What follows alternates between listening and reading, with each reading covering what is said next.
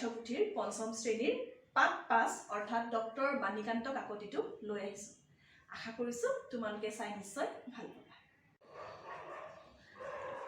বাটৰ কাষৰ ঘৰটোলৈ আঙুলিয়াই ঈৰ্ষাপৰায়ণ মানুহ দুজন মানে বেমাৰ দেখুৱাবলৈ অহা মানুহকেইজনক হাঁহি হাঁহি ক'লে, যোৱা যোৱা হৌৱা ডাক্তৰ আহিছে, তেওঁৰ চিকিৎসা বৰ ভাল, যোৱা।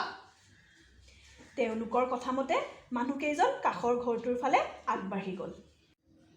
তেওঁলোকক অনুকৰণ কৰিয়ে পাছলৈ নতুন ডক্তৰৰ ওচৰলৈ চিকিৎসা বিচাৰি মানুহৰ সোঁত ববলৈ ধৰিলে। ডাক্তৰ বুলি ভবা এই ব্যক্তিগৰাকীয়ে হ'ল ডক্টৰ বাণীকান্ত কাকতি।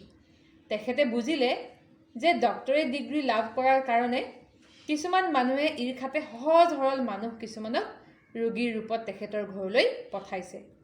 এই কথা ধৰিব পাৰি বাণীকান্ত কাকতিয়ে জোকৰ মুখত চূণ দিবলৈ বিচাৰিলে।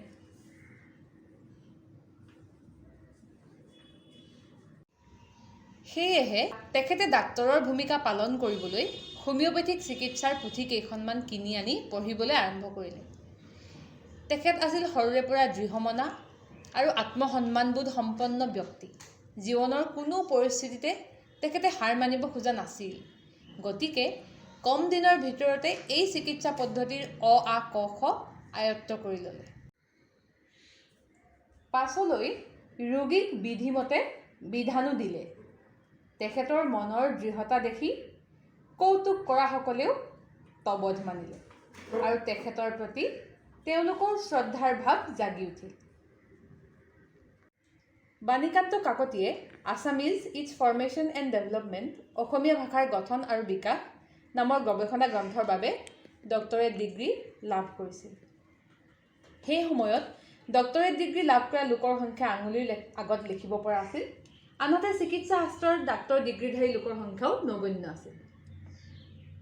সেই সময়ত বাণীকান্ত কাকতিয়ে কটন কলেজত অধ্যাপনা কৰিছিল আৰু গুৱাহাটীৰ ৰিহাবাৰীৰ নিজা ঘৰত আছিল। তেখেতে ডক্টৰেট ডিগ্ৰী লাভ কৰা বাতৰিটো ৰৌজাল বৌজাল হৈ প্ৰচাৰ হৈছিল। বহুলোকে এই কথাত গৌৰৱবোধ কৰিছিল যদিও এচাম চকু চৰহা লোকে খবৰটো শুনি জ্বলি পৰি মৰিছিল। কৌতুকপ্ৰিয় এচাম লোকে তাকে লৈ আকৌ এনেদৰে ধেমালি কৰিছিল। প্ৰকৃততে তেখেত আছিল ভাষা বিজ্ঞানৰহে ডক্টৰেট ডিগ্ৰীধাৰী। নিষ্ঠা আৰু সাধনাৰ ফলত মানুহে যে সুখ্যাতি অৰ্জন কৰিব পাৰে সেই কথা আমি ডক্টৰ বাণীকান্ত কাকতিৰ কৰ্মময় জীৱনৰ পৰাই শিকিব পাৰোঁ।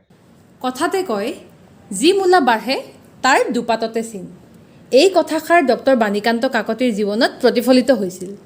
সৰুৰে পৰাই সকলো কথা আঁতিগুৰি মাৰি জানিবলৈ তেখেতৰ আগ্ৰহ আছিল। তেখেতে উৰেটো জীৱন জ্ঞান অৰ্জনত আত্মনিয়োগ কৰিছিল।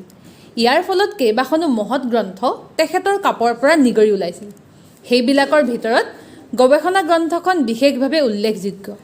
এই গ্ৰন্থত অসমীয়া ভাষাৰ উৎপত্তি, ইয়াৰ শব্দভাণ্ডাৰ আৰু বিশেষত্ব সম্পৰ্কে বিস্তৃত বিশ্লেষণ আছে।